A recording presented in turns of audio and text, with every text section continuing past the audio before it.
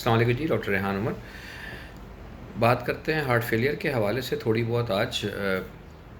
जब हम heart failure की दवाइयों का ज़िक्र करते हैं परहेज़ के बाद, और किन चीज़ों से परहेज़ करना है, नमक कम खाना है, पानी बहुत ज़्यादा नहीं पीना, लिक्विड इंटेक आपका 4 से 5 ग्लासेस रोज़ाना हो, उससे ज़्यादा ना हो।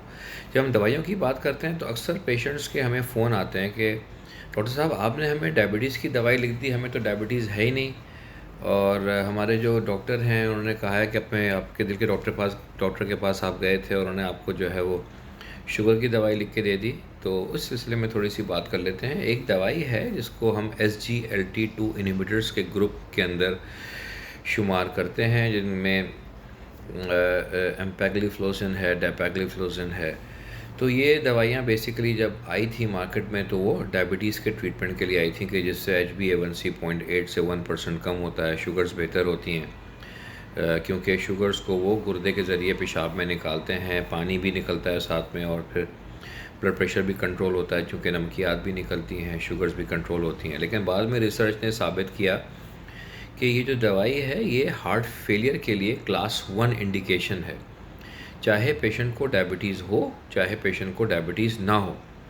तो इस दवाई को अब हम कार्डियो मेटाबॉलिक ड्रग कहते हैं। ये ज़रूरी नहीं है कि हम सिर्फ डायबिटीज़ के पेशेंट्स में दें, ये आप आम लोगों में जिनको हार्ट फेलियर है और उनको डायबिटीज़ नहीं है उसके अंदर भी इस्तेमाल कराई जाती है।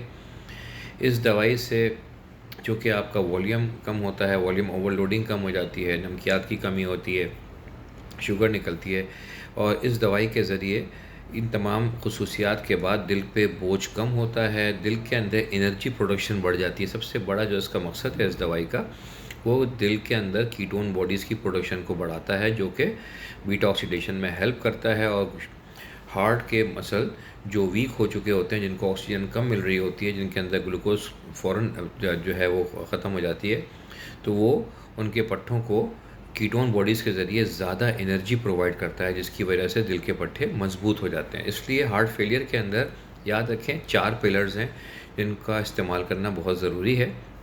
पहले हैं जनाब SGLT2 इनहिबिटर, जिसके अंदर एम्पेग्लिफ्लोजिन और डेपेग्लिफ्लोजिन शामिल है। इससे कोई ताल्लुक़ नहीं कि पेशेंट को डायबिटीज़ हो या ना हो। दूसरे नंबर पे आर्नीज़ हैं या ARBs हैं, जिसके अंदर सैक्यूबिट्रिल वैल्सार्टान आते हैं।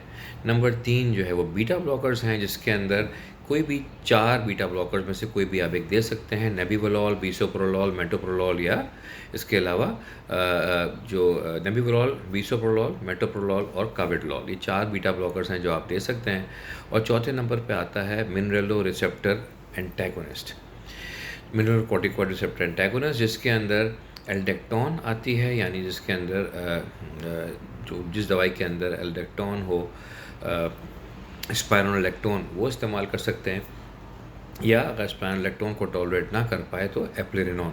तो ये 4 दवाइयाँ पिलर्स हैं हार्ट फेलियर की ट्रीटमेंट के। Heart failure with reduce ejection fraction और heart failure with preserve ejection fraction के अंदर SGLT2 इनहिबिटर्स यानी डेपेग्लिफ्लोजिन और एम्पेग्लिफ्लोजिन वो क्लास 1 इंडिकेशन है। हर HFpEF का पेशेंट यानी heart failure with preserve ejection fraction का पेशेंट को ज़रूरी नहीं है कि फेफड़ों में पानी भरा हो, इसलिए डायूरेटिक्स वगैरह की ज़रूरत नहीं है। आप SGLT2 इनहिबिटर के ज़रिए भी पेशेंट को ट्रीट कर सकते हैं। सो SGLT2 इनहिबिटर यानी डेपेग्लिफ्लोजिन और एम्पेग्लिफ्लोजिन ये क्लास 1 इंडिकेशन है in patient with heart failure. Thank you very much.